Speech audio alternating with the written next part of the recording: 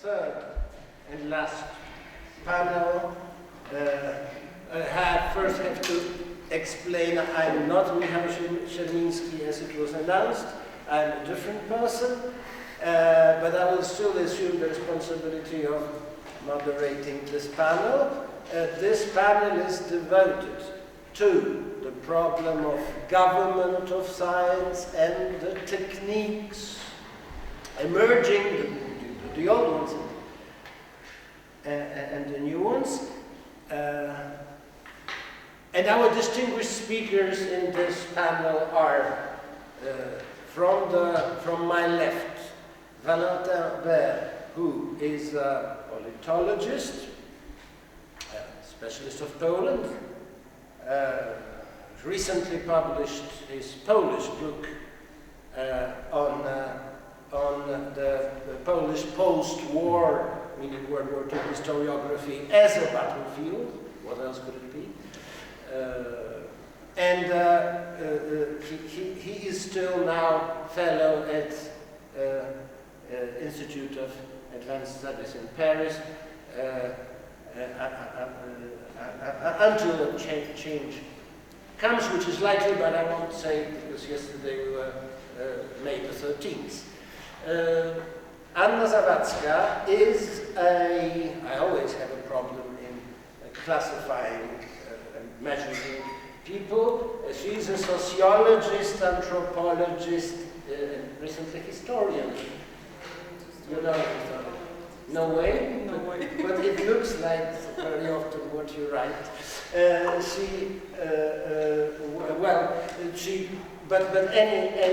In any case, she passed a certain theoretical trajectory from gender research, her book on the anthropology of virginity, to much more, well, I would say, historical plus anti-Semitism as object of study as well. Michał is a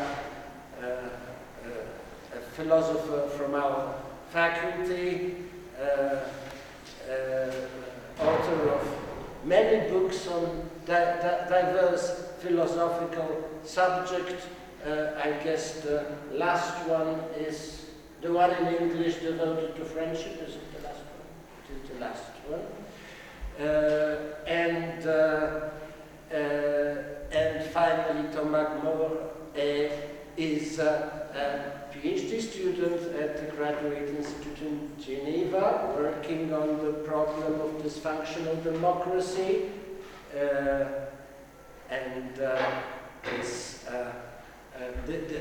these are our assets for the coming 2 hours. And so we will speak in this direction as I presented the speakers. Valentin, please go ahead. Thank you, Michał. So I'd like to come back to the problems of power, homogeneity politics, and knowledge, without repeating too many things that have already been said today and yesterday, which is quite of a challenge. But I know you spoke a lot already yesterday about the increase of the autonomy of the academic or scientific field, especially in Poland, which is part of the topic of the book Michał mentioned, especially when it comes to historical policy, so what happens in the production of the historical narratives in Poland. What I would like to put the stress on in the presentation is the role of scholars, or more generally intellectuals, in those processes, because very often we tend to reflect on this as if there was the state or the power that was somehow threatening academic freedoms and scholars, but actually, if you look at it as a battlefield or as a social field, there is also a struggle going on between scholars, and what the policies of knowledge do is also to allocate or redistribute resources, be it positions, jobs, or fundings, favoring certain research topics, or limiting the possibilities to research on some others. So, to put it simply, some scholars are conservative or even anti-liberal, and so we should also reflect on this. The second thing I'd like to put a stress on is that it's not only a Polish or a Central European story. The current research I'm doing at the Institute in Paris deals with the transnational networks of conservative intellectuals. So it starts in Poland because this is my first field work, but what I'm interested in is how some kind of cooperations have been formed between scholars and intellectuals from Central Europe, Western Europe, the United States, and so on.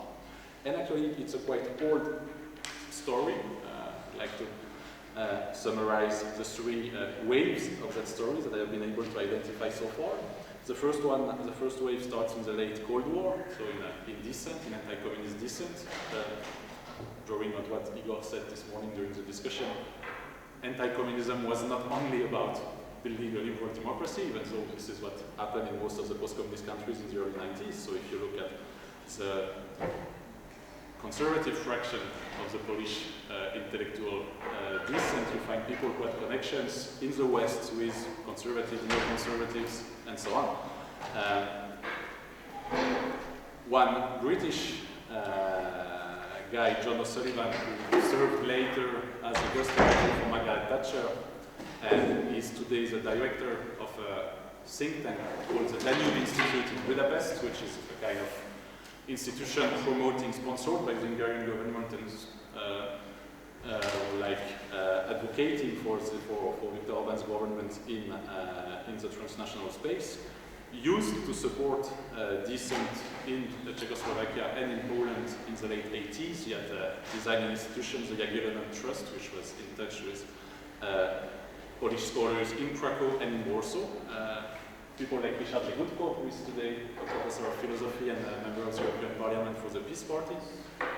Zdzisław Krasnodębski, who is also a Polish MEP today, professor of sociology at the University of Warsaw. So some bonds started in the late Cold War and are to be found until today. If you look at what was published in a journal called Archa in Krakow, which was like the main conservative journal published underground under communism, you had many texts from Americans, British writers, intellectuals, and so on political correctness on US campuses, so kind of warnings about what's going on in the academia in the West, and so already before the fall of the communist regimes, already a kind of discourse about warning the Poles about the West, that it shouldn't idealize what's going on in the West. There was a cultural revolution, a kind of cultural Marxism going on since the 60s.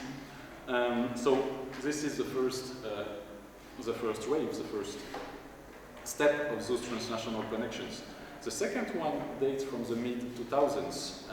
It starts in the Netherlands with the so-called Van den Borg conferences. So Van den Borg is a place in the Netherlands where some intellectuals from almost all European countries started to gather and to organize conferences. It was sponsored again by American think tank, the Intercollegiate Studies Institute, which is about spreading conservatism on US campuses, in order to create a kind of international of conservative scholars and intellectuals. They created in 2006 a think tank, the Center for European Renewal, and a journal, the European Conservative, that was based in Amsterdam and since a couple of years ago is now based in Budapest, again with some public funds generously offered by the Hungarian government. About the same time, in parallel, the EU enlargement to the east favored some other kinds of rapprochement between political parties with, again, funding, think tanks, publications, and so on, that also sponsored that kind of networking. And the purpose of all of this was about metapolitics, which was a strategy designed by the New Right from the 70s onwards, but at the transnational level, so targeting universities, schools, creating conservative institutions in higher education, in education, parallel private organizations that were aimed at organizing a kind of cultural work, or propaganda if you like, before those conservatives could actually win elections. So to put it simply, the transnationalization of politics is also about the transnationalization of those who oppose the processes of transnationalization, so Eurosceptics, sovereigntists, and so on.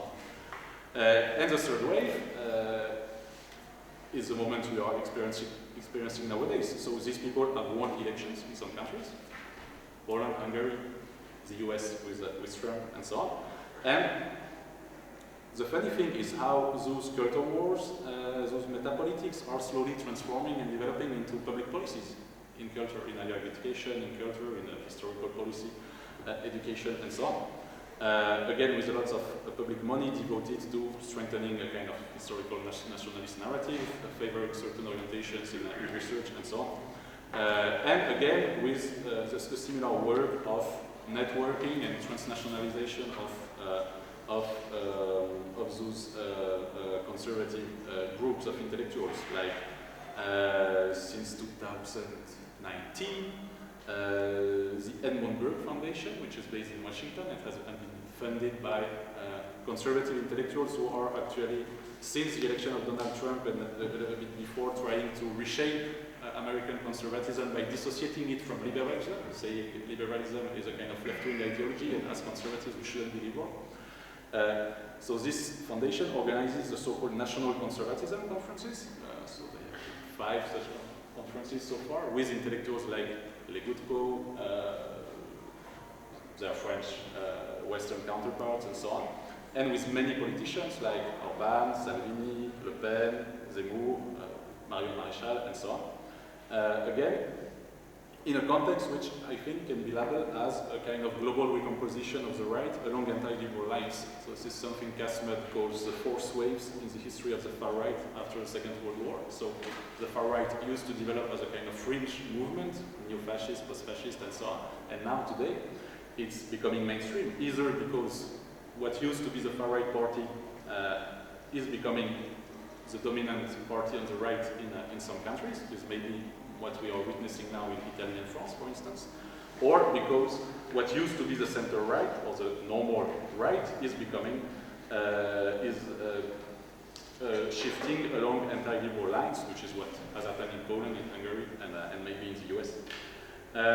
And with this, a kind of transnational circulation of anti-liberal ideas, so discourses, among other things, about our disciplines, the kind of knowledge we produce, so discourses against gender studies, wokeism, cancel culture, Islamo-leftism in France, globalism in general. So these people have identified common enemies, and social and human sciences are one of those enemies, or one of them.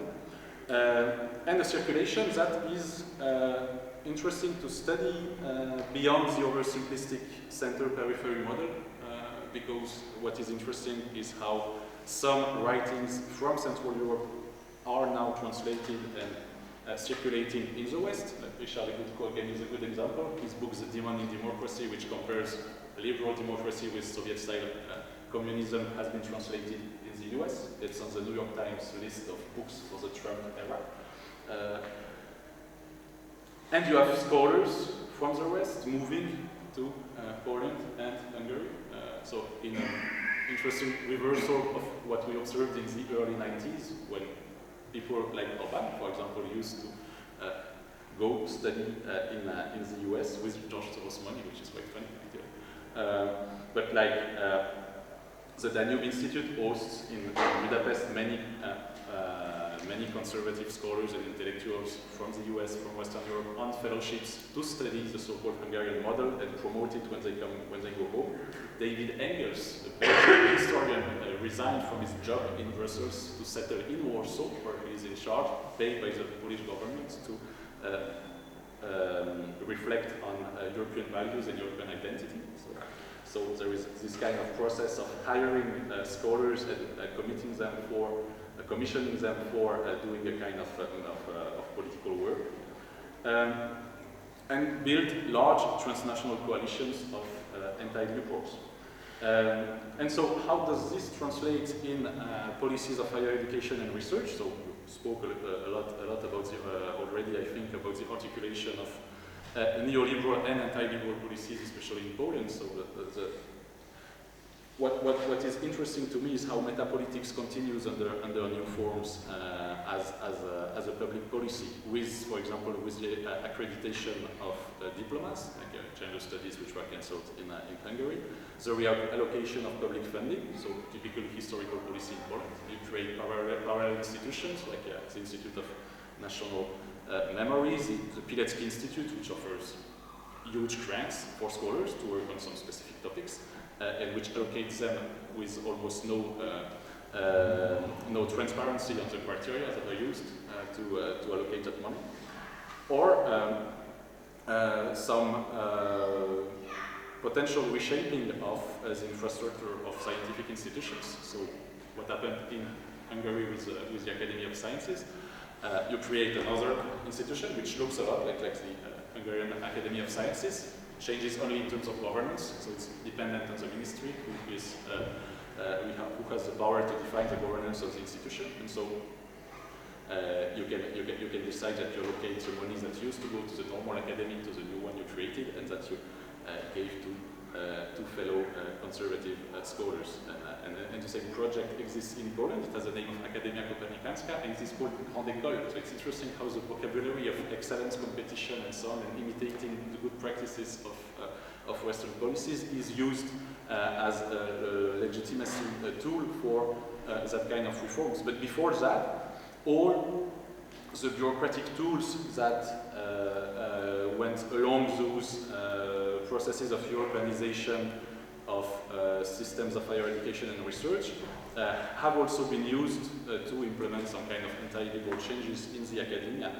Think of the list of scientific journals and publishers in Poland. So you publish something, you get some points. If you publish in a journal or a book with a publisher that is on the list of the publications that are acknowledged by the ministry as scientific, what happened under the peace government is that they just included on the list of journals and publishers that are not so much about publishing scholarship, but publishing essays on national identity, Catholicism, the threat of gender issues, and so on. And so it becomes science. So your friends at the Catholic University of Lublin, for example, who used to be on the margins of the academic field with a low academic legitimacy, suddenly become quite competitive simply by playing on those tools. The new Minister of Education, the Polish one, Przemysław Czarnek, denounced recently those international academic standards, calling for national science, so saying we need a national Polish science because we are colonized somehow by those fashion topics that are privileged by the agencies like the Polish National Science Center, which allocate money grants through a system of international peer reviewing. And so they have been complaining about this quite for a long time now, because according to them it favors, again, gender studies, minority studies, and so on. And so Czarnek called for a kind of national science, but in a way, maybe because according to him, those international standards they are not in favor of the development of Polish social sciences, but actually he is right in a sense. I mean, Polish scholars have been complaining about those standards for a long time, and we could wonder about the place, what is the place for Poland or Polish topics in the international scholarship. Like, I agree with Jerome when he said this morning that we should go beyond area studies, but there is also a question of how do we define area studies? Like a journal like East European Politics and Societies, it is European studies, it is area studies, but what about West European politics, for example? Is it area studies or not? It's quite interesting, because in the rankings it doesn't have the same number of points, the same legitimacy, and so on. So in a way, we should also reflect, and this is my conclusion, on how we could also try to care more about the so-called peripheral Central European countries in our scholarship, education programs, and so on. Like when the Peace Party promotes a huge nationalistic historical policy saying in the West they do not know a single thing about Polish history, they might be right in a way. I mean, we know Poles have been killing Jews during World War II, but what else do we know? That's something we could reflect on. So this will be a kind of pro-domo speech, but there is a need for specialized knowledge of the countries. Like, I mean, the EU enlargement was almost 20 years ago.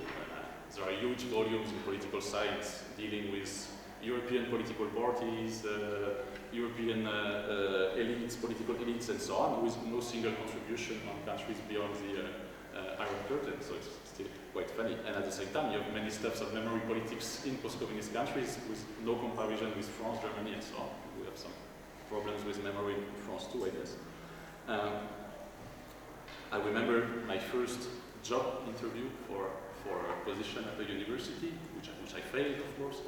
The advice that was given to me after the interview was you should give up, stop working on Poland because it's peripheral and no one cares. So I guess part of the problem is also here. The answers to the problems we are reflecting on maybe are not only in Warsaw and Budapest. Thank you very much.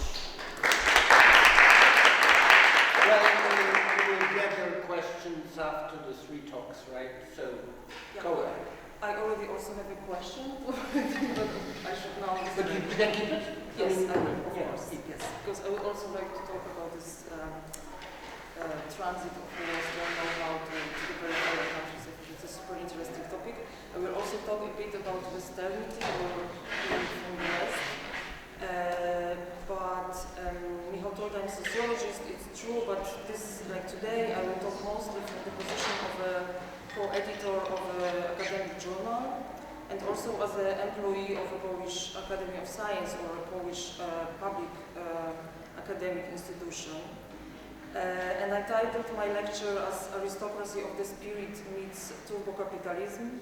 And it's not that I'm going to exhaust the subject, but rather inspire you for a discussion, so I hope you will comment it. And I will read because otherwise it will take too much time. To stay employed as an academic in Poland... Could you be a bit louder? Okay. Please, and I will close the window. Someone is singing there. Thank you. To stay employed as an academic in Poland is to depend quite literally on the reputation of the journal where we publish our papers, the journal's Westernity, and whether or not it is listed in international data banks such as Scopus.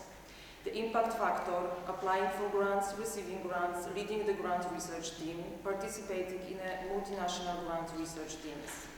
This and the like is what we are held accountable for. This is where our employers, the public academies, look when setting up our KPI. Not in spite of the Ministry of Science, however, but rather with their approval or even quite according to their directive. The Ministry has been terrorizing us for over a decade with the ranking of all the journals in the world, but not only the right-wing journals, I must say. These are made into our prayer books. We always need to look up the score of a target journal prior to publishing a single word.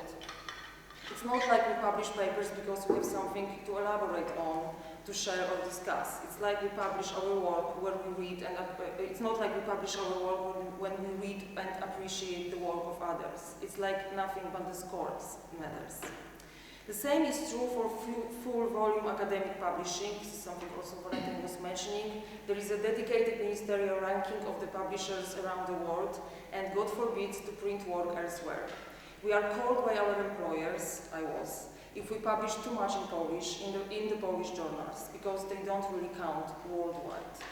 Those worldwide, however, is very much a simulacrum. It is our Polish employers who establish the lay of the center by acting submissive from what they perceive as a periphery. This need for recognition from the center is so overwhelming that it was made into indicators advertised as objective. It is this central recognition that we are being held responsible for. We are measured by central criteria while only having access to peripheral resources. We are coached in it. Dedicated personnel was employed in order to advise and support us in this process. Measurements go hand in hand with expanding bureaucracy.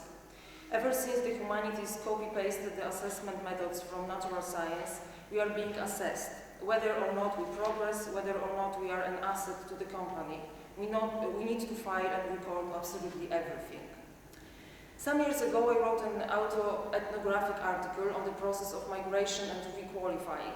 It is important for me to mention because this was the first time since a very long time I felt like my work has some sense, and that I started on a new path instead of writing all the time the same.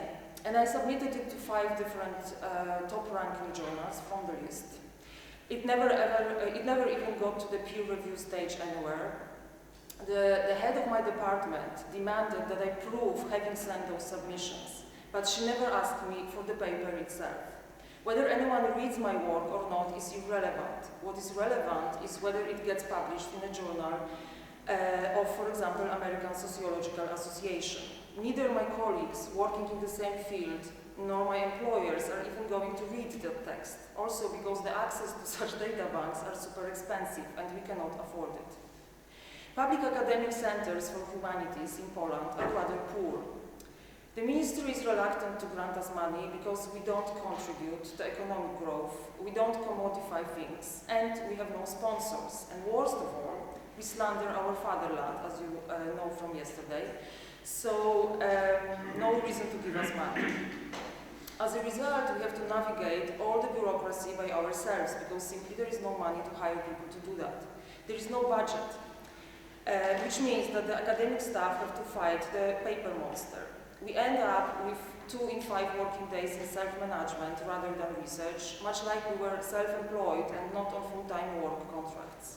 We run tons of paper through printers and sign every piece of it. When I settle working trips, like this one, I literally have to write down which bus line I took from one stop to another.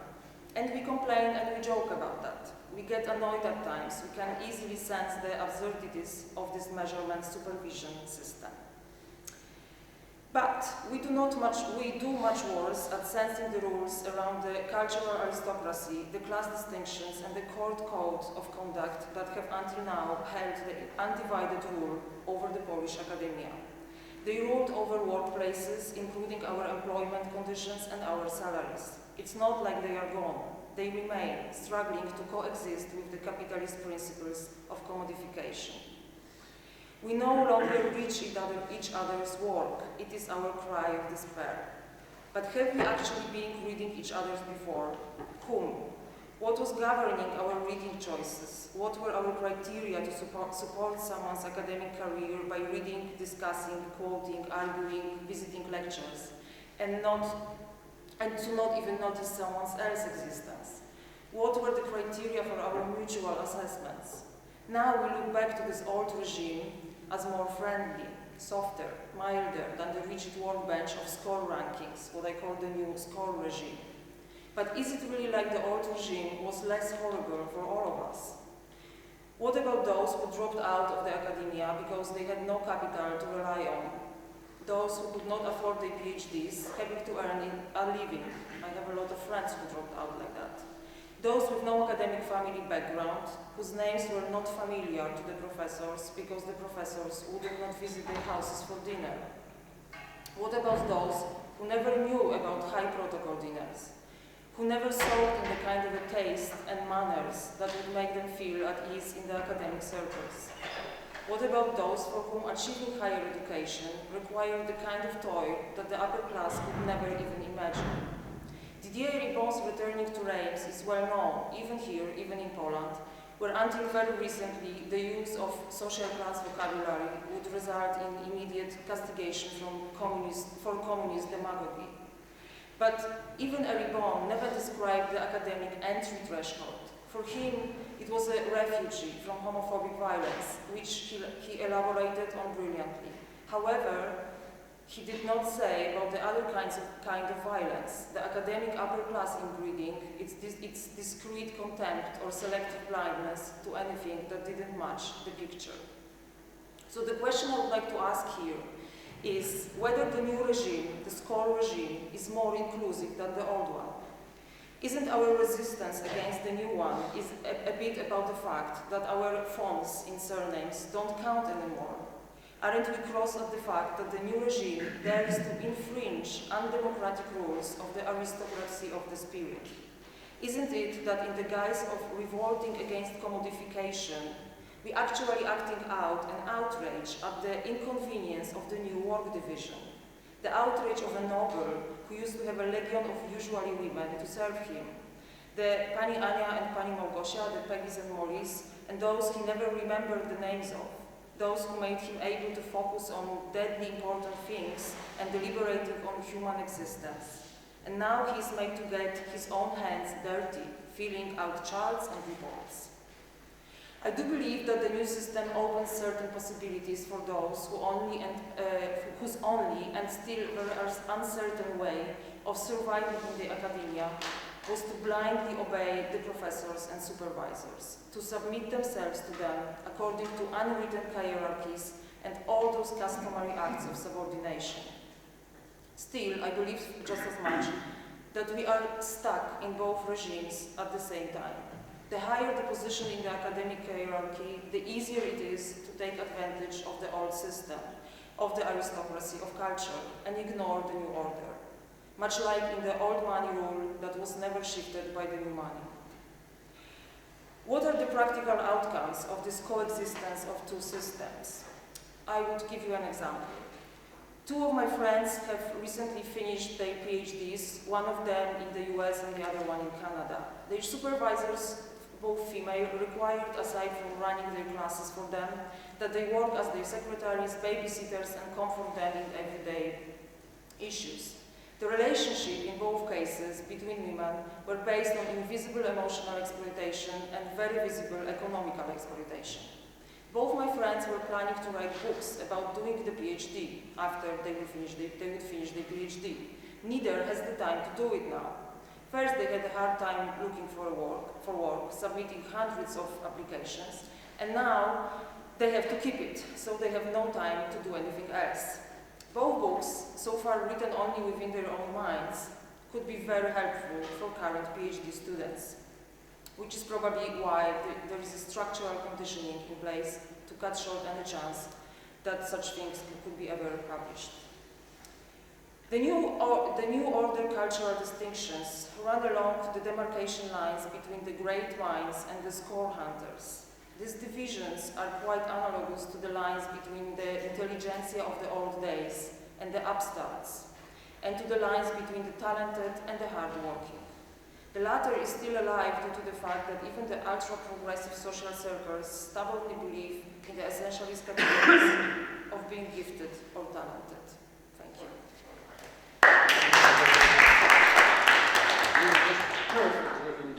Oh, that's why I was reading, because otherwise I would take the last minute. I will make, well, at least I hope I'm going to make some light. Yes. More light. Yes. And Michał, go ahead. Thank you very much. And I must apologize in advance because, as you can hear, You have COVID? In a perfect no, I have COVID. I've made the test. So I'm going to present just a few thoughts on our issue, the scientific liberty, from a philosopher's point of view. A working title for this intervention could be Freedom as a Technology of the Government of Science. Well, as you may know, in the contemporary philosophy, the very concept or idea of freedom has lost much of its appeal, or it has lost much of the appeal it used to have. The existentialist philosophy was probably one of the last great philosophies that were both advocating and theorizing the freedom of the human subject. Afterwards, many philosophers questioned the very idea of the free, autonomous subject. Among them, there was Michel Foucault, from whom, obviously, I borrowed the formulas for the title of my paper, and whom I'm going to quote now from his lectures in Collège de France. It is specifically taken from the series of lectures entitled Security and Territory Population. It's 1978. So I quote from Foucault. This freedom, both ideology and technique of government, should in fact be understood within the mutations and transformations of technologies of power. More precisely and particularly, freedom is nothing else but the correlative of the deployment of apparatuses of security. An apparatus of security, in any case, the one I have spoken about, cannot operate well except on condition that it is given freedom in the modern sense of the word. No longer the exemptions and privileges attached to a person, but the possibility of movement, change of place, and process of circulation of both people and things. I think it is this freedom of circulation in the broad sense of the term. It is in terms of this option of circulation that we should understand the word freedom and understand it one of the facets, aspects of dimensions of the deployment of apparatuses of security. End of quote. So now, this is more or less a sketch of Foucault's perspective, or at least the few sentences that give us an idea of what Foucault could possibly have in his mind while defining freedom or speaking of freedom as technology of power, okay, technology of government. So now, what about the freedom of science? What could be said about freedom of science in this, from this perspective or in this context? I leave aside the question of more authoritarian, let's say, intervention in the process of production of science or knowledge, and for the sake of our discussion, I assume that even though this authoritarian threat is quite real in the contemporary Poland, I assume, for the sake of our discussion, that it is this liberal technocratic sort of model, the one Anna also presented in her paper, prevails, and that the ideological constraints in the traditional sense of the word are sort of reduced to minimum. So what would be now this liberal or neoliberal government of science that touches its form, right, rather than the content? And by form, I mean the way the process of production of science or knowledge is organized, right?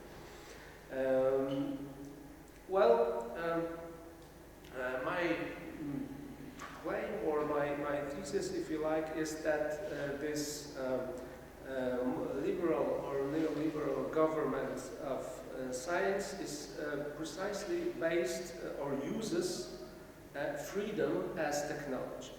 Freedom understood in a quite same way as Foucault understood it or depicted it in the sentences I just quoted. So I re-quote Foucault. He speaks of freedom in terms of no longer the exemptions and privileges attached to a person. So, first thing is a freedom is something that I would describe as freedom from authority. Of course, something like freedom from authority is at the root of probably at the root of the modern science in general. And it was Foucault, once again, among many other scholars, that was trying to describe or to analyze this aspect of modern scientific rationality. So just one more point from Foucault. I think the modern age of the history of truth begins when knowledge itself and knowledge alone gives access to the truth. That is to say, it is when the philosopher or the scientist or simply someone who seeks the truth can recognize the truth and have access to it in himself and through his acts of knowledge alone, without anything else being demanded of him and without his having to alter or change in any way his being as a subject. So that anyone can claim to have access to truth independently of his or her mode or way of being, ethical or moral qualities, right? It is simply scientific method that is required here. So in a way, well, the application of the scientific method and not the authority that one was able to build or acquire also by his or her previous accomplishments, right? So in a way, this freedom of authority, one could also sum up in a slogan: it doesn't matter who is speaking. Also in the sense that no one can rely on or her or his position of authority and simply reproduce it. There are hierarchies, of course, in science, but they are supposed to be questioned and susceptible to change. So, what would be in the contemporary or present academic world technologies of government that based on this principle of freedom from authority? I will just give 2 or 3 examples, and then we can, if you like, we can develop these issues. For instance, the practice or the technique or technology of blind review, or to be more precise, double blind review. It doesn't matter. It doesn't matter who is the author. It doesn't matter who is the reviewer. The only thing that matters is the text itself and the argument itself. Second example, external and also anonymous control of reviewers of the scientific projects. Right? So that, in fact, one can only implement a project that has been previously approved or already approved by colleagues, researchers. That one, once again, doesn't move.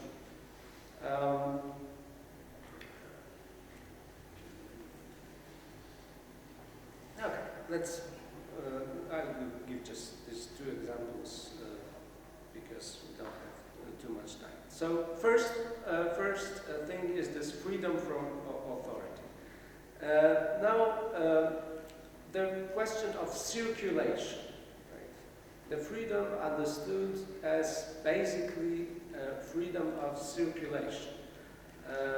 Very much, Foucault put emphasis on that, and I think it is also something that is very much present in the way the contemporary or the contemporary academia is being governed, if you like.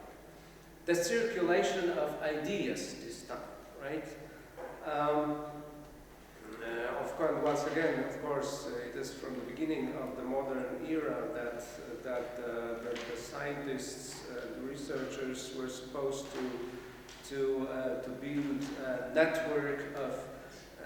network constantly exchanging experiences and ideas in private correspondence, scientific associations, independent from church and but also from the universities. Today, in today's context, it is rather scientific conferences, discussions that we participate in. This participation being required, in fact, from every academic researcher, to the extent that some of us really don't have time for the actual research, being always on the move, on the way from one conference to another, etc., etc. I think I don't have to explain to you how it works. So, a circulation of ideas, taking part in the international or even global scientific networks, which also translates into a delocalization, right, of science and the role of the English language, of course, as the new global language of science. The ideas have to circulate internationally, right, or globally. Researchers are obliged to participate in the international or global system of circulation. The culture of networking also becoming a part of the ethos of the contemporary scientists. So, how much time do you have? Do I have time? Well, you still have, well, 2 to 3 minutes. 2-3 minutes, okay. Out of this, in full accordance with, once again, with Foucault's perspective, theoretical perspective, a new form of subjectivity emerges. A new homo scientificus, if I may call him or her like that. A new subject, that is no more state functionary, right, as it was or it used to be the previous model, or a local mandarin for that matter, but rather an entrepreneur of the self, right, competing for scarce economic and symbolic resources. And of course, as a sort of conclusion, I'd like to say that this new model of doing science and new way of governing science using this freedom or freedoms, basically freedom from authority and freedom of circulation, it of course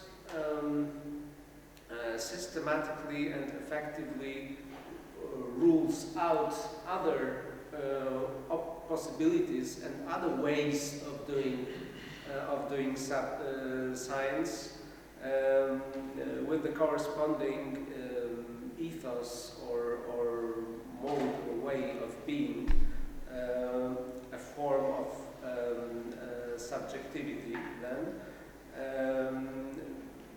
This is something we can come back to in our discussion, because it very much corresponds with what Anna told us what are the alternatives, and whether they are, and whether we can say that these alternatives are clearly or obviously and always better than the new regime. It's of course a tricky and difficult question. So thank you very much.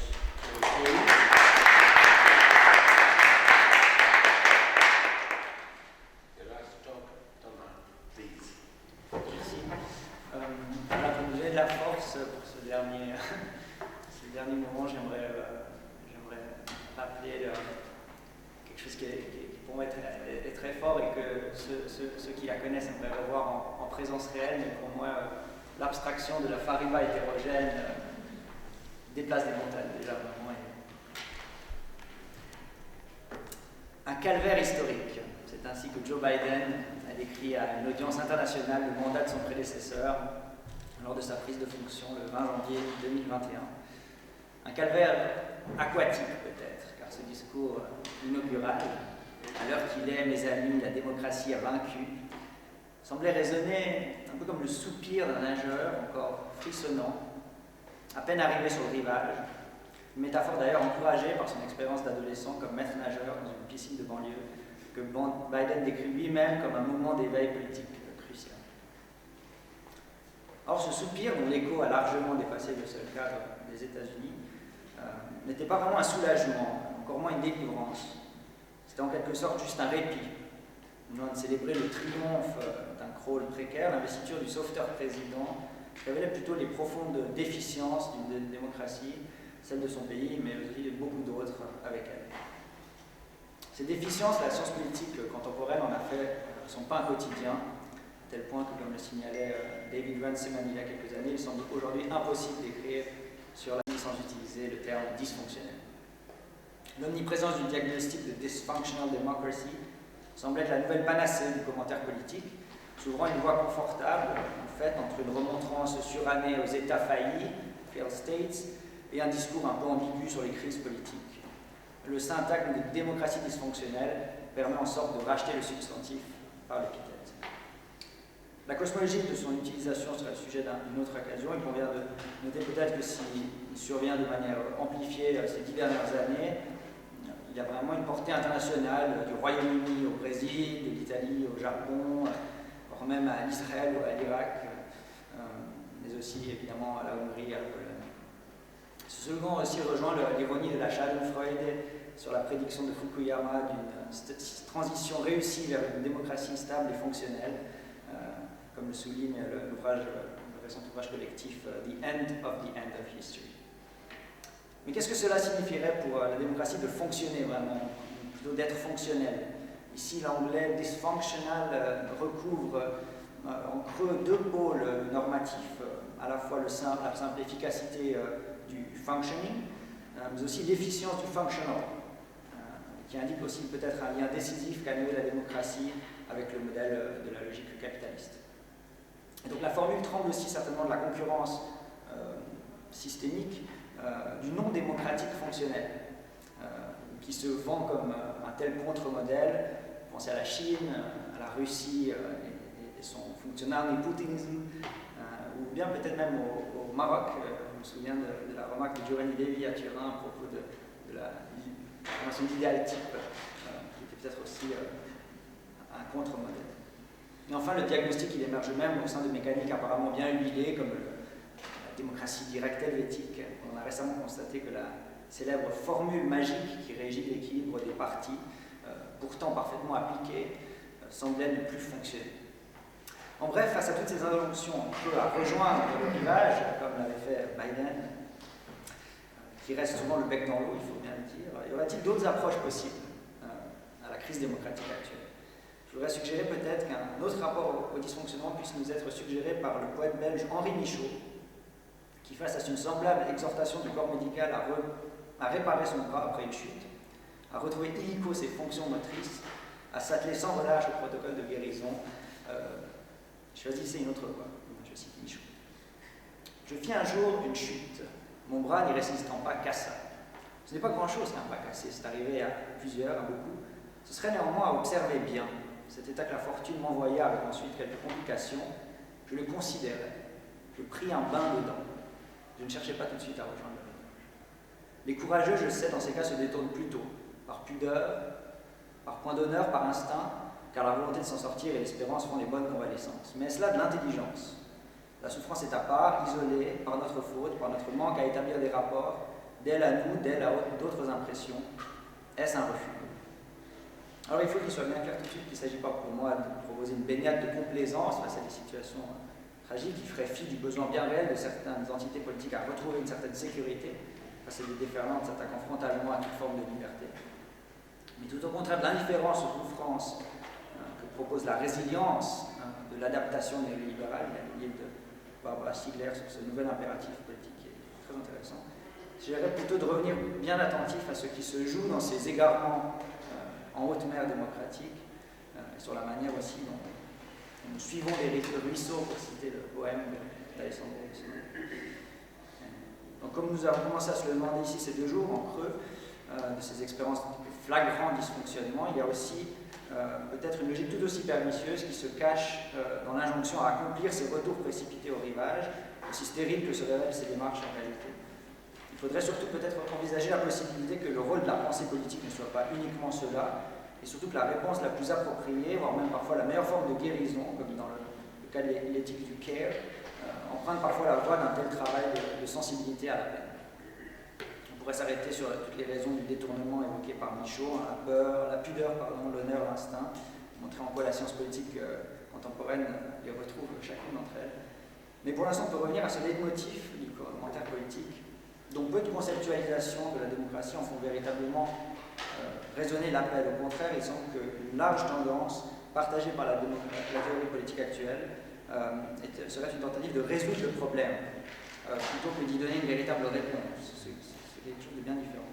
Une tentative de se débarrasser des questions lancinantes en renforçant nos modèles normatifs, définissant de manière dont la politique fonctionne de manière plus tentaculaire, plus robuste, plus équilibrée. On peut en faire la généalogie, ce modèle du body politics, qui est parti du modèle organiciste, à des formes de plus en plus complexes de systèmes mécaniques, puis évolutifs, avec leur cerveau-mécanisme d'autocorrection inspiré de la cybernétique à une certaine époque. Et cet approfondissement s'est fait aussi en rendant plus subtil la manière dont on comprend le fonctionnalisme, comme l'illustre Bruno Massès en décrivant le passage du premier au second Rawls, de sa Theory of Justice à son Political Liberalism, par lequel une doctrine philosophique uniforme a été remplacée par un module pluraliste qui n'aspire plus à donner une théorie systématique sur la façon dont les êtres humains devraient vivre, mais seulement un arrangement stable de cohabitation basé sur le partage d'institutions politiques. On n'aura dès lors plus à justifier et à assumer une théorie fonctionnelle. D'ailleurs, ce moment qui est cette formulation qui a eu peut-être son moment de grâce dans les années 60 a été remplacée. Et la complainte du dysfonctionnement énonce aujourd'hui rarement son pendant positif, mais on maintient tout de même l'ambition de fonder la politique sur l'accomplissement et la perpétuation d'un fonctionnement. Cette voie, nous pourrions l'appeler le stéréo-fonctionnalisme, en écho avec cette stéréo-esthésie qu'avait justement inventé Michał pour nommer la solidité et l'équilibre profond qui précisément lui faisait défaut avec ce bras cassé. Beauvoir raconte quelque part avoir souvent discuté du thème de la fin de l'histoire avec Keynote, qui fut initié à Hegel par Chez et qui pensait qu'un jour tous les individus seraient réconciliés dans l'unité triomphante de l'esprit. Beauvoir lui dit un jour « Mais si j'ai mal aux pieds ?»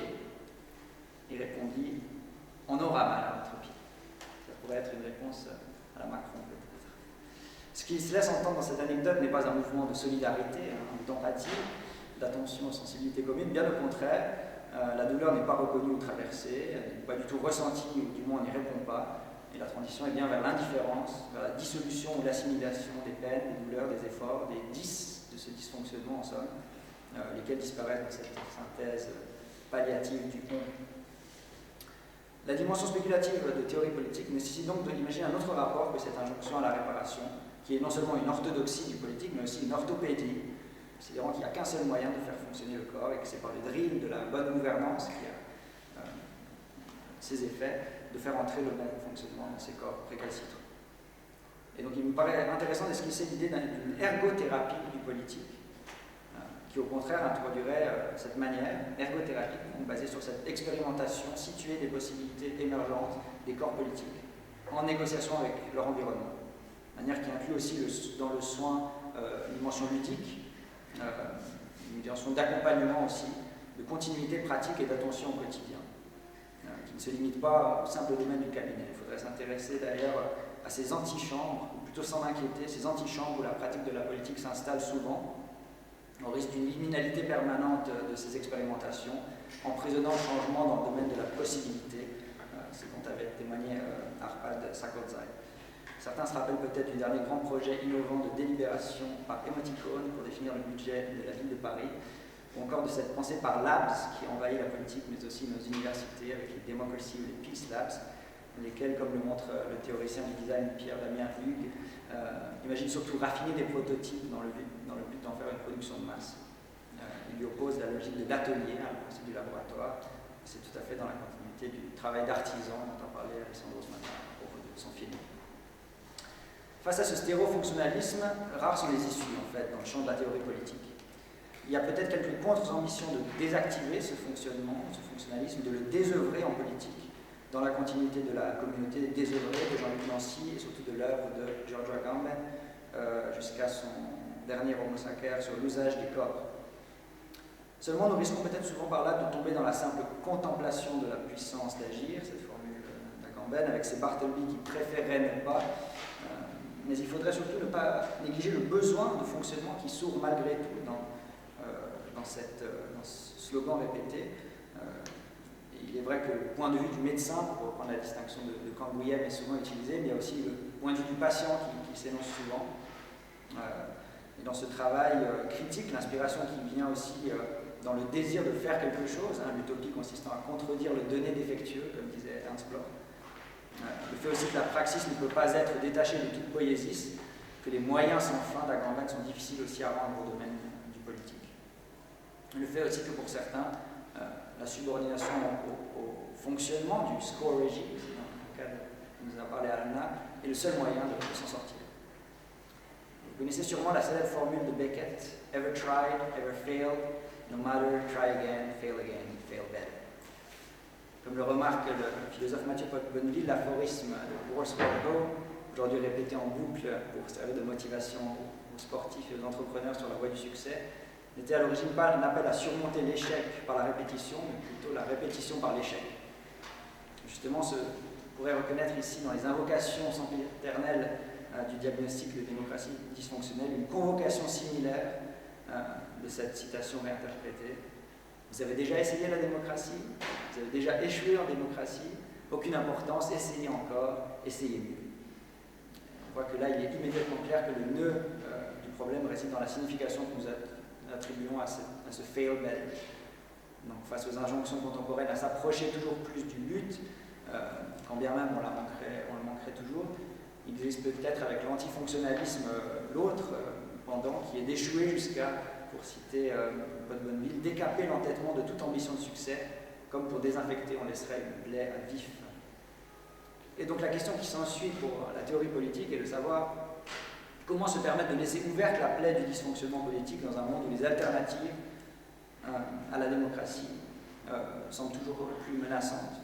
Comment peut-on faire le double pari que la démocratie pourra à la fois cicatriser par ce processus et qu'elle ne subira pas plus d'abus à travers cette auto-exposition?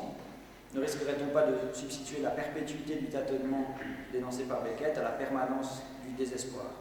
De substituer aussi, pour reprendre la figure d'Aaron Schuster à propos des dysfonctionnements dans l'anti-Oedipe, de remplacer Stakhanov, le héros mythique de la productivité soviétique, par Oblomov, l'aristocrate paresseux, grabataire du roman de Goncharov. Et donc on retrouve peut-être cela dans certaines conceptions du dysfonctionnement, où on glorifie finalement, on glorifie le dysfonctionnement, on embrasse le désajustement, au lieu plutôt de faire affleurer la peine.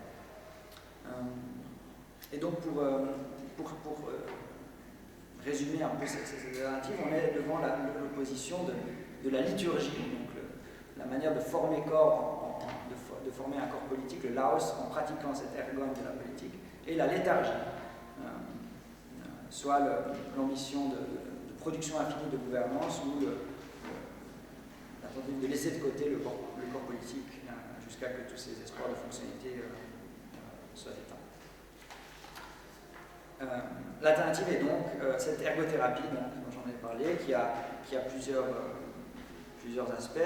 Il faudrait découvrir des curiosités pour ces potentialités latentes des corps politiques, développer une écologie de l'attention, comme le formule Yves Citon, dans le prolongement de nombreux travaux assez récents sur l'évolution de la vulnérabilité et de l'affectivité dans les corps politiques.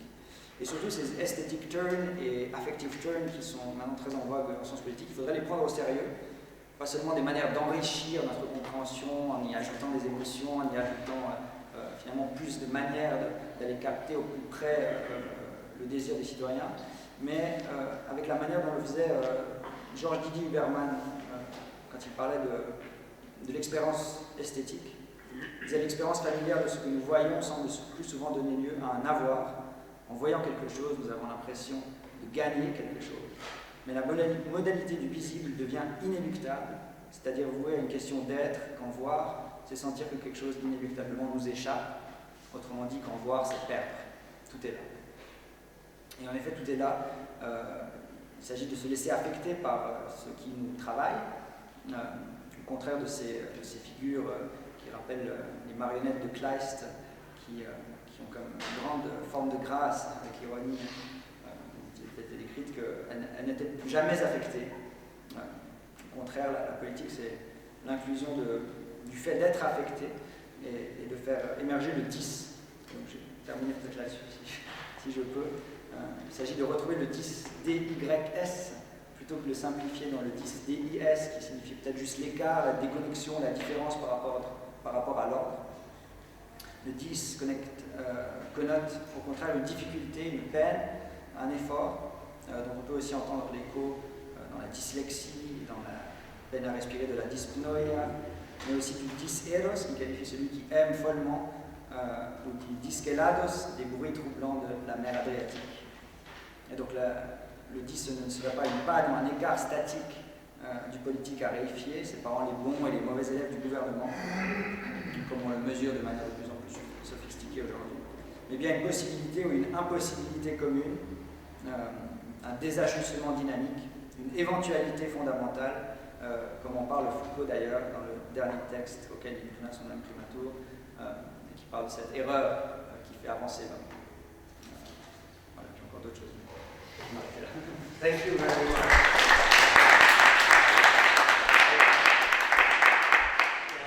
Thank you, all of you, for this extremely dense and conceptual panel.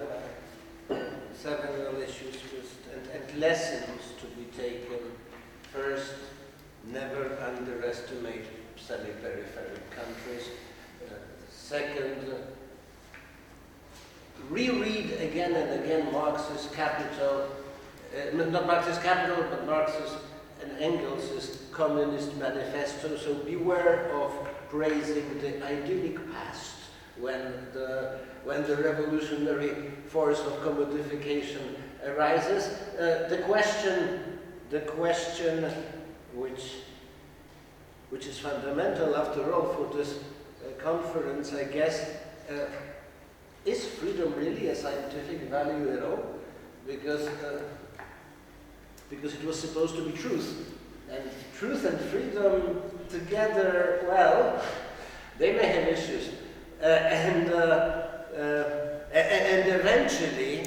eventually, what is the dialectics of the functional and dysfunctional, which on the other hand would be easy to dismiss and say that the term doesn't apply, but on the other hand, most of our critiques somehow with concepts, critiques or postulates. So I open thereby a discussion.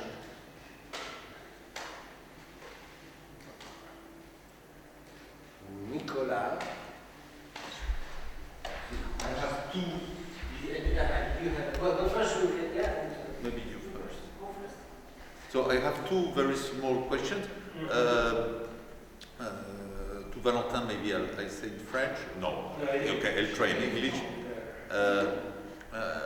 I have noticed in amateur that was a very strong attempt of Moscow since a certain number of years to get closer to different far-right movements. I don't know when you have finished your field research, but do you know if the last war and evolution of Russia has an influence on its popularity among intellectuals? And the second part of the same question, you were speaking about some Western scholars going to Hungary, eventually Poland, or have you noticed some going to Moscow? The first, and my second question is to you. I share your analysis totally. Nevertheless, just to be advocate of the devil, I met many people in Poland and Czech Republic that are seeing this model as a model of salvation, it's like capitalism after feudalism, where you had assistant, making coffee for the professor and so on, and now thanks to the system of grants and points, they are able to be freed from people that are not always competent and are working according to the old system. I'm not convinced by that. Sometimes I think that even feudalism can be better than capitalism, but what is your point of view?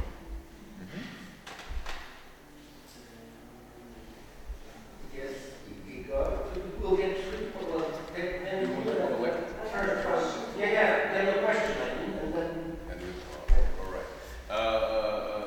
Thank you, and for Valentin, but also for you, Anya. And Michał also brought up the question of neoliberalism. Now, how these right-wing conservative intellectuals present basically economic neoliberal policies of their government, because they go obviously, to liberate from communism was not only to liberate from ideology, especially in this part, it was also to liberate itself from Soviet Union, from the occupation by the others, from to regain sovereignty, national sovereignty, and therefore the revolutions of 89 were quite nationalistic, and basically nationalism was used to affect the regime change. Now the wonder is how these guys now totally engage into this.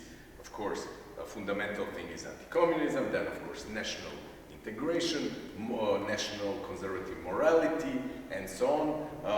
The nation that is attacked from both outside and from within. How they explain to the population that obviously in Hungary and Poland vote overwhelmingly for them, that they sold their countries on the global market. And that what every voter of peace of Orban could see and knows, they live in a highly unequal societies, where only those on the top get all benefits. Now, I wonder how, and maybe you can help us to understand this problem. Because obviously they did not offer a national economy that would be more distributive, but national and nationally defined. And thank you, Anya, for presenting this. This is pretty much the destiny of all of us in the semi-periphery and periphery, that with the zealousness they apply these supposedly scientific models. For instance, I worked in the UK. It's not applied exactly in the same way.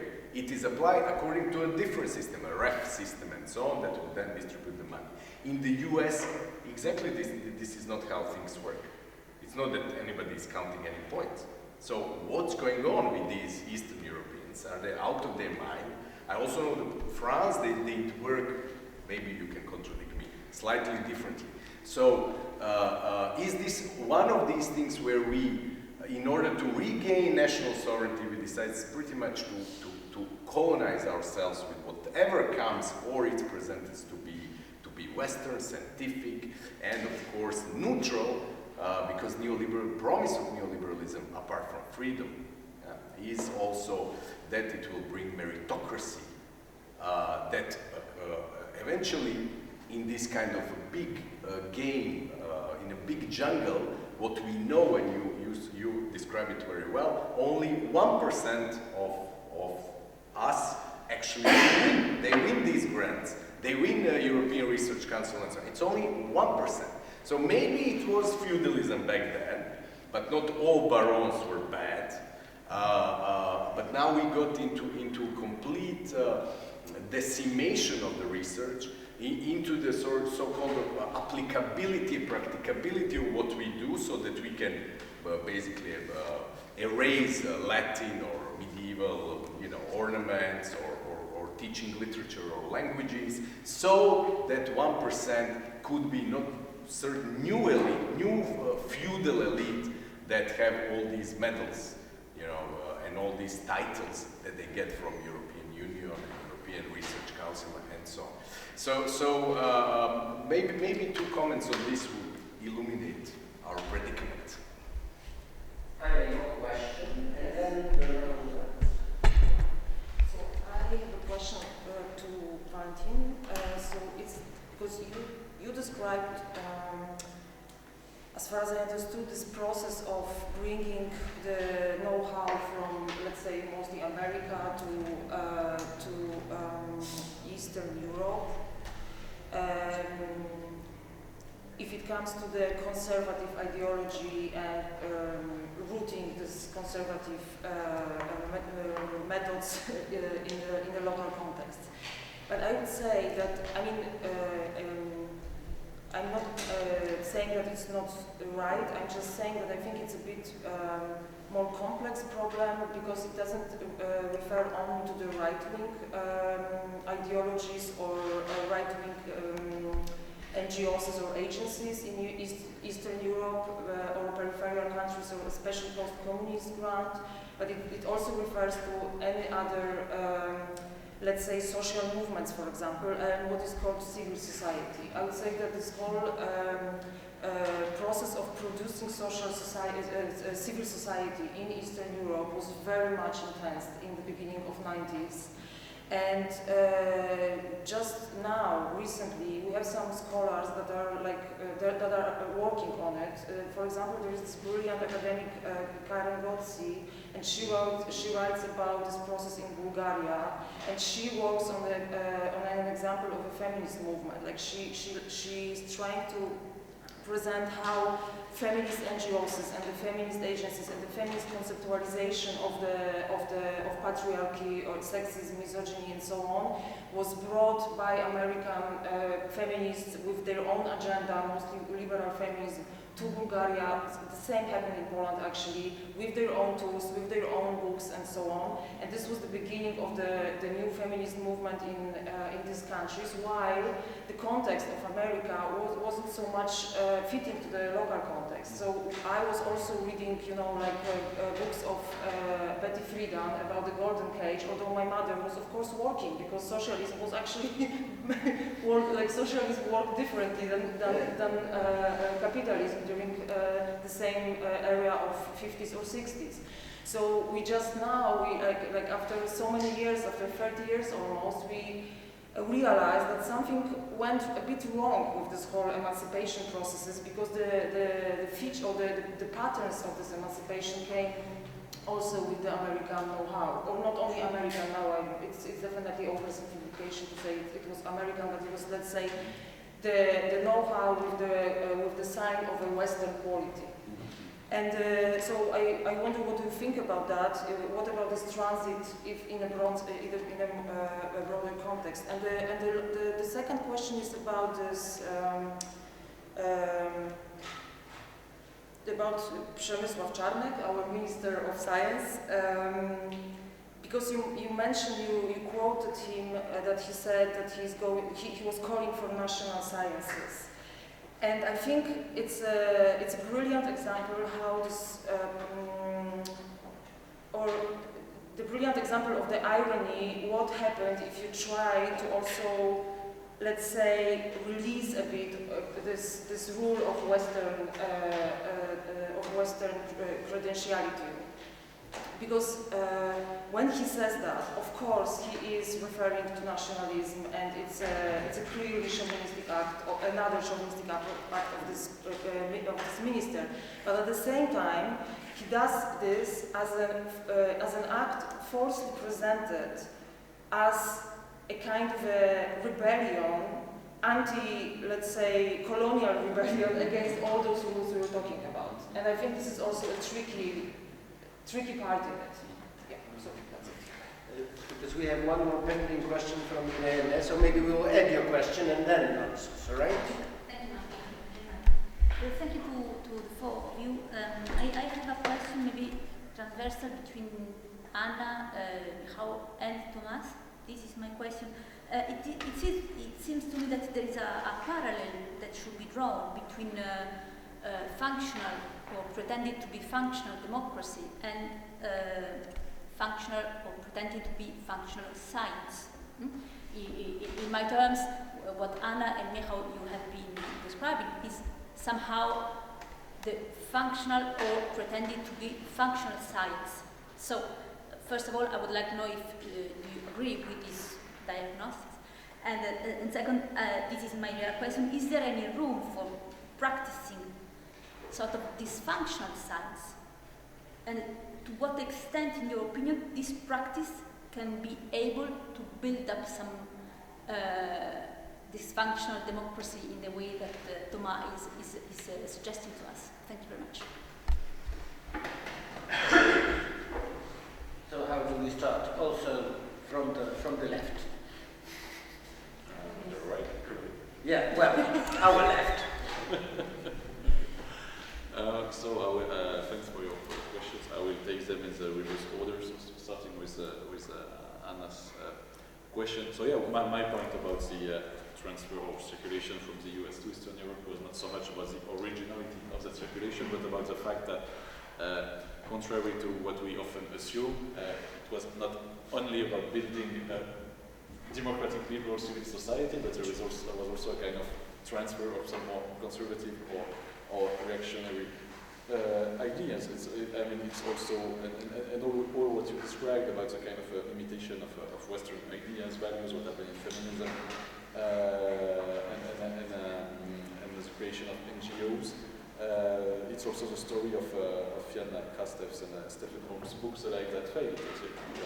All that pattern of imitation of the liberal West, and also disappointment that went along with that. And of course, I totally agree with you that Jacek is definitely, and peace in general is definitely playing on that, using anti-colonial, post-colonial frames of interpretation and discourses, using also, ironically, the world systems theory of Wallerstein in order to describe Poland as a semi-periphery a lot, and even side. And considering that, yes, so there needs to be a kind of contestation of that transfer or imitation process. But yeah, what I wanted to put the stress on is that actually that kind of discourses were already present before '89, which is something that we often forgot about. Like, one of the main questions of French scholars is what happened with the very pro-European liberal dissidents of Caravane, Solidarność, and so on. Well, I mean, there was not only that, it was probably the majority trend in dissent, but there was also another fraction that we forgot, but which now has become more powerful. Igor, on economic neoliberalism, the funny thing is that how they are indeed in Poland and Hungary trying to design a kind of national capitalism, so, and redistribution, like so family allowances, for example, so correcting somehow economic inequalities that have been following the post-communist transformation. So they are definitely not building socialism, but they are organizing some transfers of income, and in a way correcting some of the effects of neoliberalism by nationalizing some banks or investing public money on some development projects. So it has more to do, especially in Hungary, with crony capitalism than with a kind of new pattern of development, but still it's part of the discourse against Western colonialism, and this is again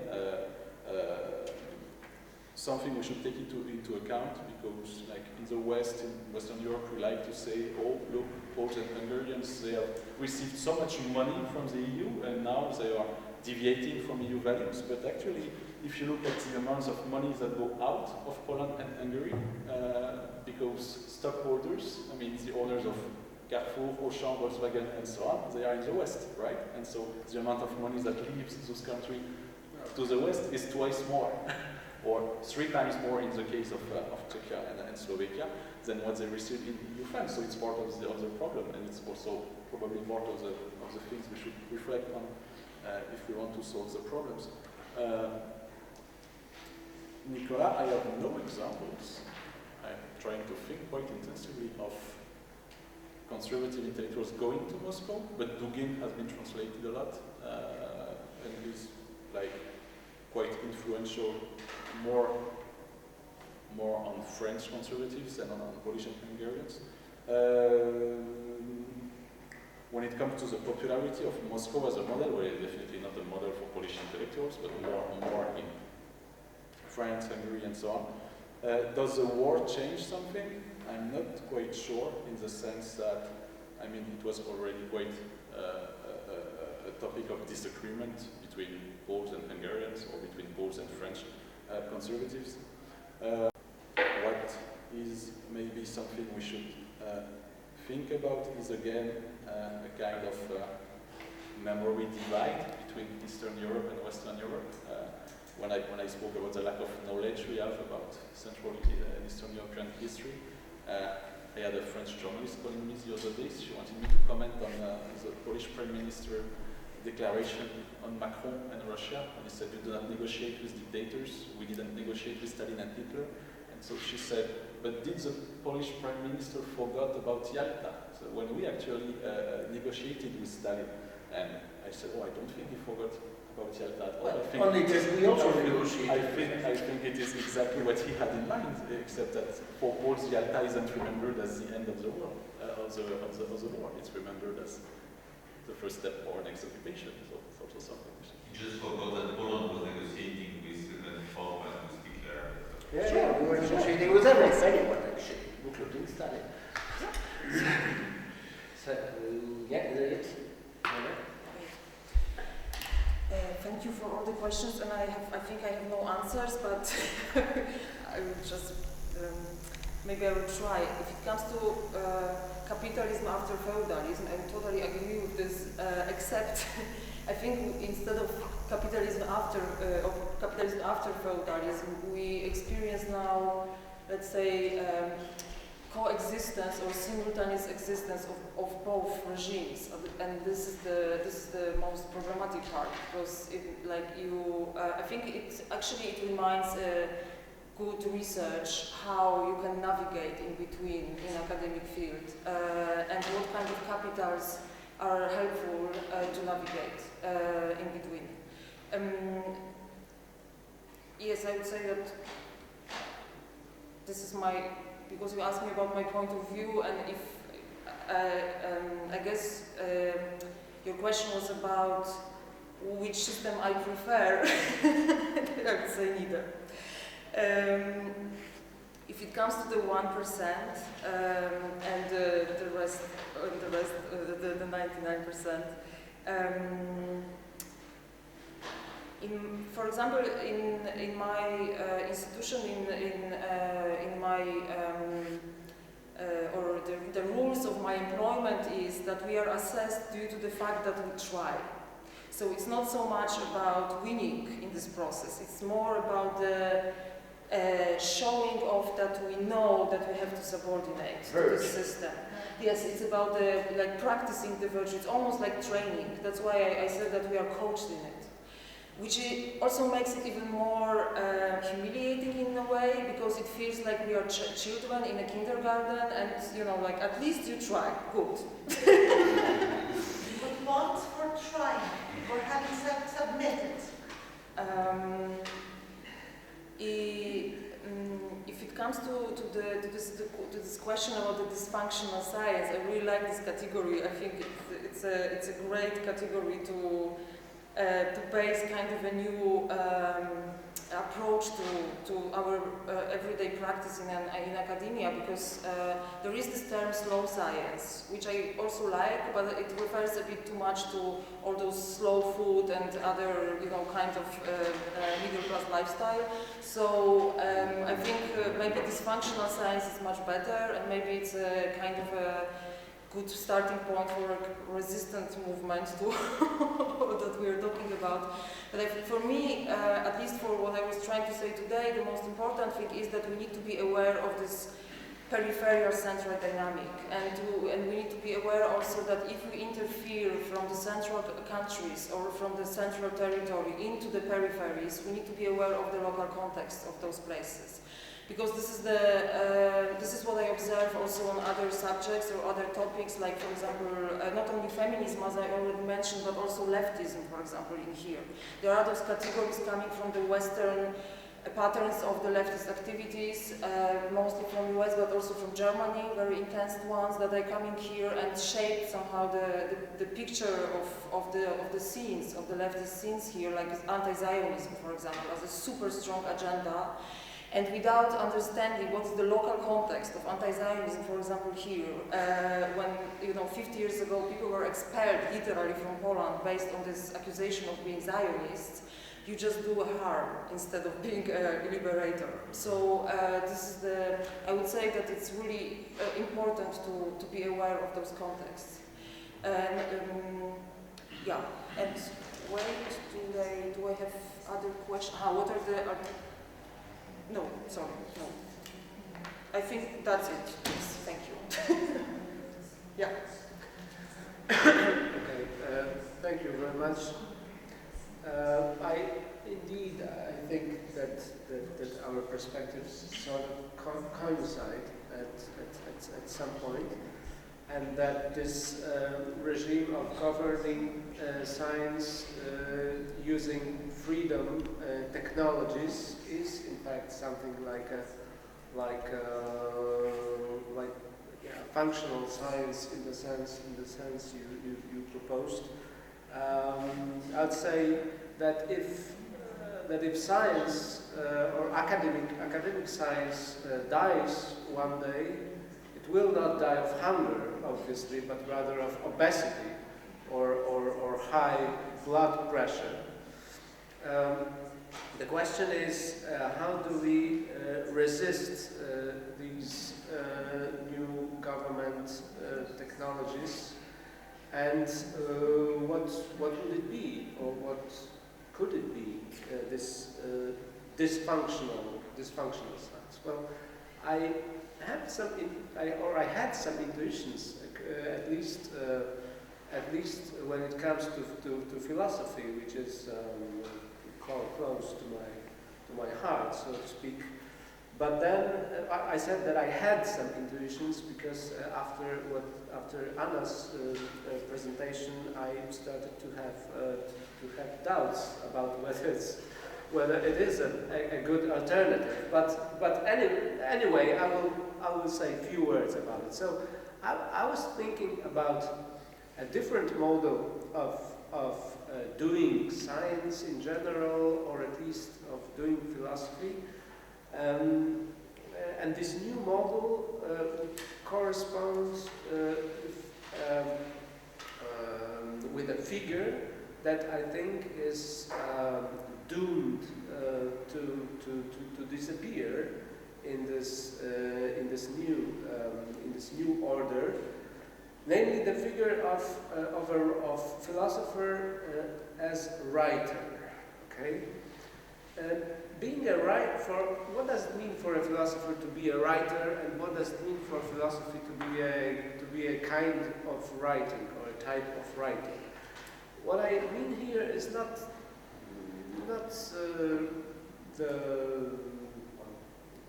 I do not refer here to the old postmodernist discussion concerning or focused on the question, well, what is the difference between science and literature? Is philosophy scientific or simply a kind of literary writing, etc., etc.? What I mean is that writing means doing something, basically something else, or something essentially different from what we are required to do in this new mode. First, the question of authority, right? Against the anonymization of the production, of the process of production of knowledge, being a writer means always, I think, and despite all the critique of the figure of the writer in Barthes and Foucault and so on, there is always, I would say always, a sort of authorship effect in writing. That's one thing. In writing and also in reading, because we read, I think, many of us still read philosophical books, not because, or not primarily because they are books on this or that, but rather, or at least to some extent, because they have been written by this or that person. Another book or recent book by X, and not a book about this or that, right? So first, the question of anonymization, or the principle, it doesn't matter who is speaking. Well, it does somehow. Then, of course, the question of delocalization and producing all the scientific work in English.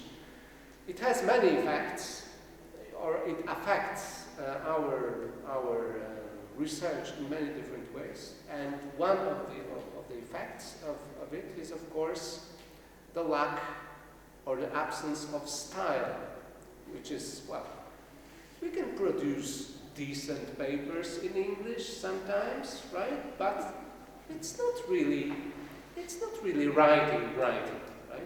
So once again, what does it mean for a philosopher to be a writer? Well, among other things, it means also to have a style, or to develop a style, which is extremely difficult if you do not write in your first language. There are, of course, examples of writers that acquired Joseph Conrad. Yeah, Conrad, Beckett.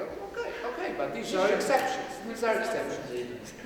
Then the question of circulation and the imperative of participation, right? Well, there is also something in being a writer, something like being apart. Yeah, well, a sort of distance, a sort of solitude, a sort of separation, right? That is essential for this ethos. And then finally, something I would call a right to errancy, right? Which we are deprived of. Well, we can only actually follow these research paths that have already been accepted, approved, and right, stamped by our colleagues who told us it's okay, it will be okay, right? But so there is actually no way of doing a serious error in research or go a completely false path. But the writers are doing it. And then after some time, these texts or writings that were sort of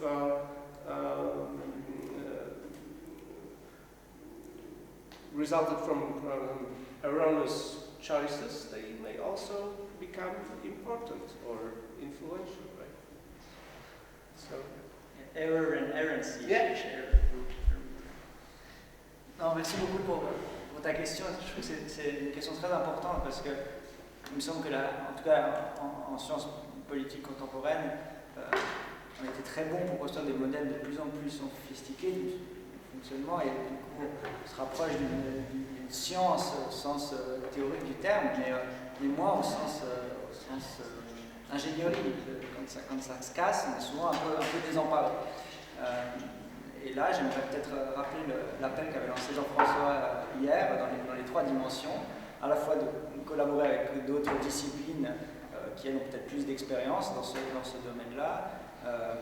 Il y a évidemment il y a la psychanalyse qui a travaillé sur de dépasser la cure et d'avoir d'autres rapports à ce dysfonctionnement-là que son effacement. Il y a le droit aussi sur la réparation, et au-delà de la distinction facile entre le réparable et l'irréparable, il y a un travail qui se fait là aussi. Le domaine de l'art que tu mentionnais aussi, puisque finalement toute l'histoire de l'art c'est peut-être justement sur le domaine de cette question de savoir comment on met en forme nos dysfonctionnements communs. Et puis la théologie aussi a une tradition. Il y avait cette interprétation du retour du fils prodigue, où le frère en fait devait se réjouir non seulement que son frère revenait du péché, mais que lui aussi retournait de la possibilité d'avoir fait des fautes. Puis aussi dans la tradition des stigmates et leur interprétation qui restent malgré le pardon et malgré la résurrection. Donc il y a plein de disciplines où ces choses qui nous travaillent, qui nous creusent, restent là encore, et donc il faut faire quelque chose d'autre que les passer sous le tapis. Et dans la science, peut-être que la science moderne a aussi un problème avec le dysfonctionnement, ou la disharmonie. Il y avait ce livre sur la disharmonie du monde, qui faisait le contraste avec Pythagore qui descend dans la forge, qui est fasciné parce qu'au début il y a 4 forgerons qui tapent avec leur marteau, et puis c'est très harmonieux. Du coup il y a un 5e qui arrive, qui ruine ça, et ça le perturbe. Et la science, même la science naturelle moderne, n'admet peut-être plus ce 5e marteau-là. À la fois dans la science et dans la science naturelle et dans les sciences sociales et humaines, il y a ce défi. On n'est peut-être pas obligé de choisir, pour revenir encore à Blanchot, qui avait inspiré toute cette théorie politique du désœuvrement. Lui disait que nous était peut-être donné de vivre les choses dans un double rapport. D'abord dans notre tentative certainement laborieuse de solidifier les choses, de les maintenir, de les maîtriser, d'essayer de faire fonctionner tous ces dysfonctionnements qu'on observe. Et une deuxième fois comme ce qui nous attend derrière ces efforts-là, et qui est notre besoin d'éprouver ce que cela nous fait. Donc, on n'a peut-être pas à choisir entre dysfonctionnement et fonctionnement, mais à jouer dans la liberté de cette oscillation entre l'un et l'autre.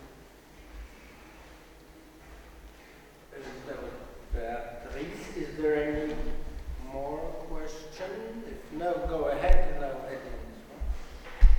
Moi j'avais une question qui était principalement à Michał et à Thomas, mais peut-être à Valentin et Anna.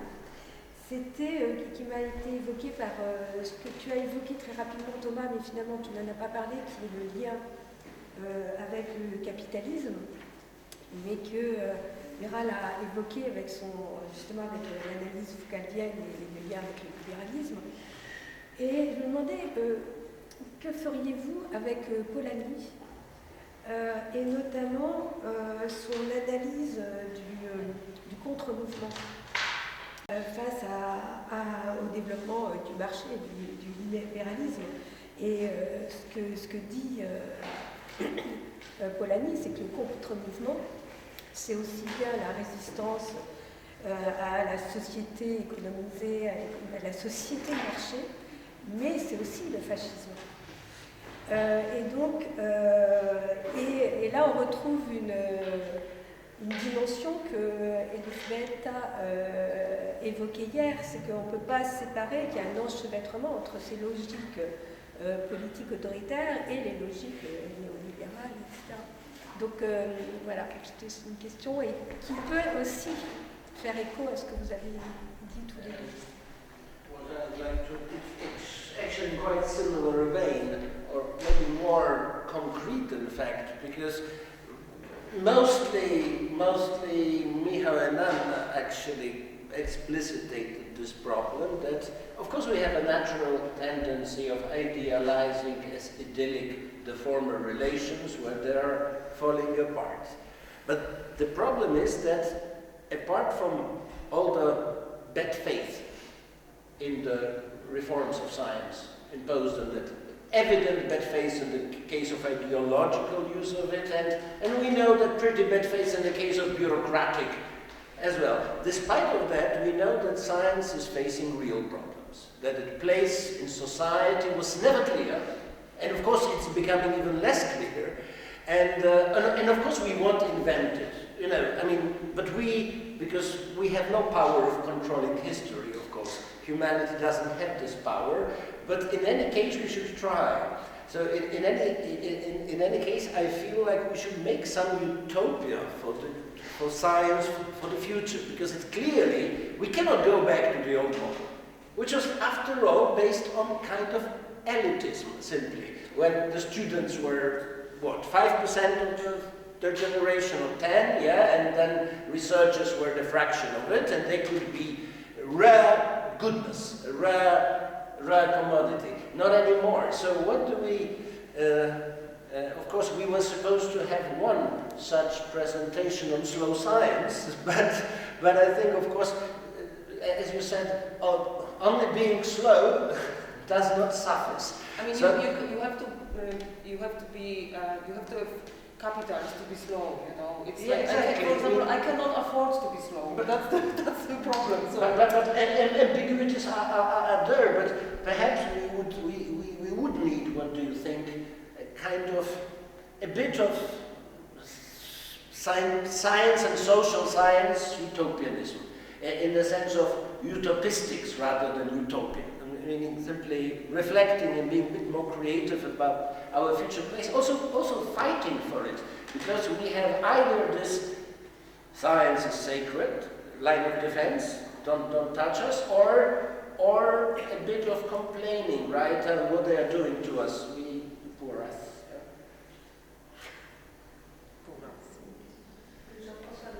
Non, mais ils sont inconfiants de raison. Non, If you like comment on that.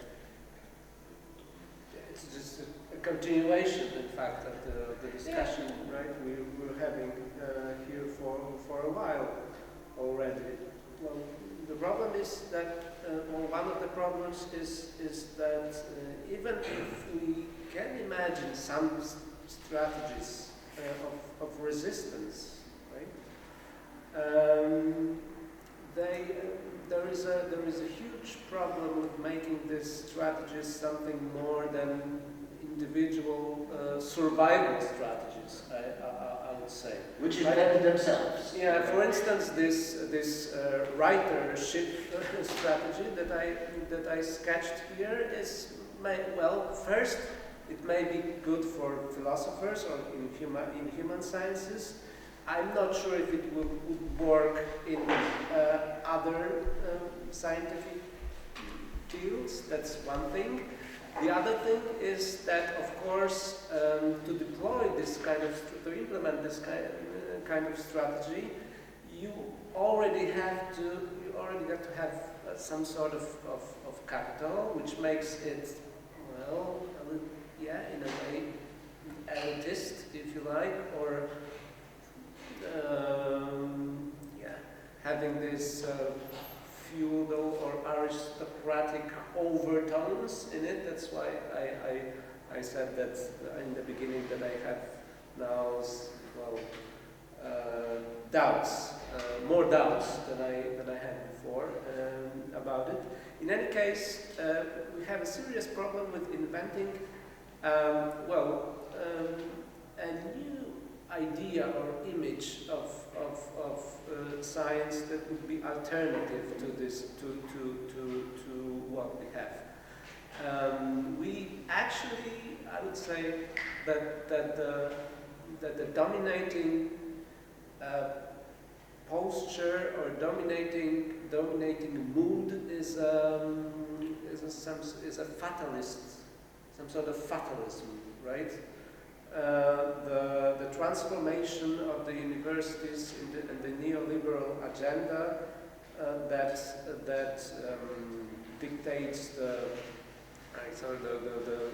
the logic of these transformations is perceived by the majority of us, I think, as something inevitable, something like a fate, right? And the only thing we can do is, well, sometimes resist, like individually, if we manage to do it. Apart from this, well, irony, of course, because everyone, if you speak with almost every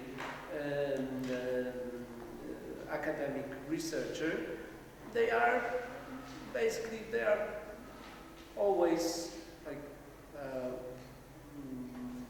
at least taking distance from all that, treating this with irony, with humor, etc., making jokes of it. But still, irony is a specific strategy of resistance, because well, per definition, it doesn't really aim at changing things, right? It's rather the power of the weak. Yeah. Ouais, c'est une question très complexe. Je crois qu'il n'y a pas de moyen, en tout cas, ce serait presque contre-intuitif, ou ça irait contre tout ce qu'on a dit, de reformuler une manière de capturer ce contre-mouvement. Peut-être la négativité sans emploi de bataille, qui est justement cette négativité qui n'est pas réinvestie au service d'un projet totalitaire, et même la posture de l'écrivain qui est justement l'idée de faire éprouver cette négativité-là. Elle peut aussi se refermer sur elle-même, comme tu suggérais, mais ouais, justement de laisser ouvert cette exposition-là et de ne pas la réintroduire finalement dans un autre processus tout aussi fonctionnaliste, même s'il veut les déconstruire. Jean-François, will be the last. On a le temps quand vous voulez. Et une remarque aussi. Et Elzbieta aussi. Vas-y alors. Vas-y. Mais comme tu rampais. Non, je t'en prie. Shall I speak in English? Okay, I will try. So, first of all, the previous system had some blind spots. So it was much easier to resist. And whereas now, I mean, the visibility, frankly, it resembles the panopticon. There is nowhere to hide. You are entirely visible. The transparency is visible. It's total. And also you have a computer in front of you. This device is counting your points. No possible discussion. Also books are valued higher than papers, which is completely, it kills, Well, papers are valued. Of course, yeah, the papers. Yes, of course, the papers are valued higher and more than books. And also, Anna, touched upon something essential, that the two systems are combined and form a kind of a feedback loop. And for instance, the process of double-blind review is a fiction, because you send your paper outside and it comes back to those who control the field in your country. And also this Americanization, for instance, in the field of the Holocaust studies are very painful, because the whole apparatus of description is, I mean, comes from the outside, and to counter it is almost impossible. Also because people are building up their career in this interaction with the outside, and they have no interest to demolish certain convictions and certain constructs. I don't have a question. It's just a comment. Non, réponds parce que moi c'est vraiment dans l'autre ordre. Donc, J'avais juste la remarque. il n'y a pas de. Oui, ça me rappelle, je crois que c'est Igor qui a dit hier, quand on était un peu désespéré face à ce roman national, tu disais, moi, mes écrits ils se terminent et le roman il ne finit plus et il n'en finit plus. Et il me semble que c'est peut-être aussi là la force de la fragmentation, de venir jouer la coupure et la relance dans chacune de ces coupures, parce que c'est aussi des points d'infléchissement où il y a des rencontres qui sont possibles et il y a d'autres choses qui peuvent émerger, alors que dans un discours continu et qui semble homogène, justement il n'y a pas d'espace pour contrecarrer. Donc, essayer d'imposer la fragmentation peut-être, c'est seulement des lueurs dans la nuit, mais au moins c'est des espaces dans lesquels il y a ce genre de travail qui peut se faire. You remember, just to jump in, this initiative by many scholars not to publish in these paywall journals that was like a couple of years ago, and that disappeared after a while.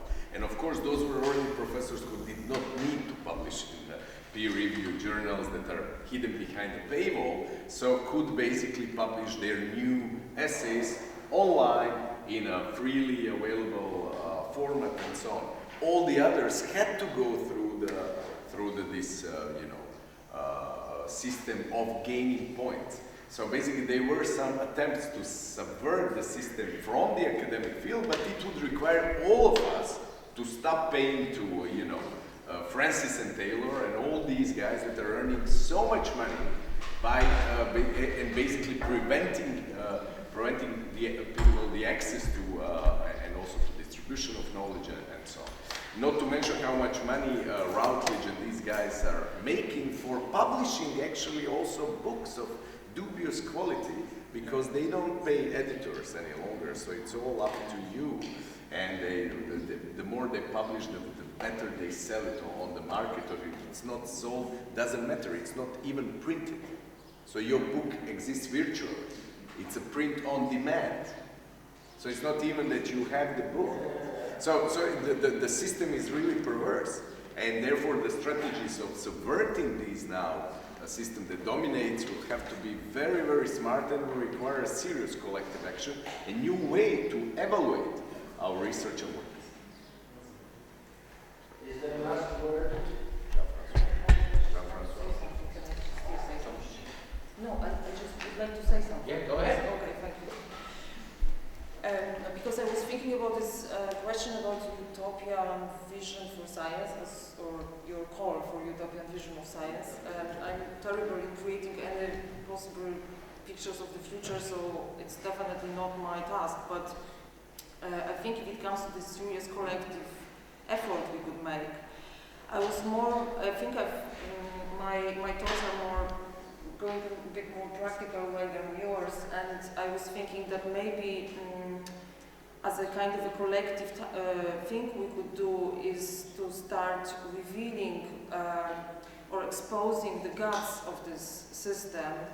And I mean by that, maybe we should start publish all the reviews we receive on our papers, especially those ones which are like denials. We should also start to expose, to reveal, to publish our correspondence with the editor teams. How does it look like? On what basis they refuse to, for example, give our text to peer review? I think we should all start to publish, to reveal all the grant projects which were rejected. We should maybe expose them, and also the reviews of those grant projects on based of which the rejection was made. So perhaps that's also kind of a way to expose how, or to show, to make it public, to show how the system works by making it public. And then maybe, for example, the reviewers will think twice before they will just cancel your, I don't know, the next 2 years of functioning by 2 sentences because they just didn't have time to read your project or your article. And of course, on top of it, we should definitely start to reveal our paychecks, because in Poland, I don't know how it is in France, but I know in Germany it's absolutely public how much money do you earn considering your position, but in Poland it's not public. And moreover, for example, my employer, we have it in contracts now, my employer does not allow us to expose the number of money we earn. So it's like on private corporations, we cannot say that. And I think on the act of disobeyment, we should start talking about that, like how much money we earn. In this non-disclosure claim you make for our salaries. That is, yeah. Which is a public institution. They don't About yourself. I mean, about yourself. You are aiming for bad. But I also mean it not to make ourselves victims of how less money we earn, but the opposite. I think we should also face the fact how privileged we are as academics, also in Poland, like comparing to other occupations, because I think we, as a community, we don't want to face it. You think we are? Yes, that's an empirical yes, question. absolutely. And where does this kind of privilege come from, right? I mean, if you compare our salaries with the salaries of other people like with other occupations in Poland, we are still very privileged. I think that's a debate. Not only symbolically.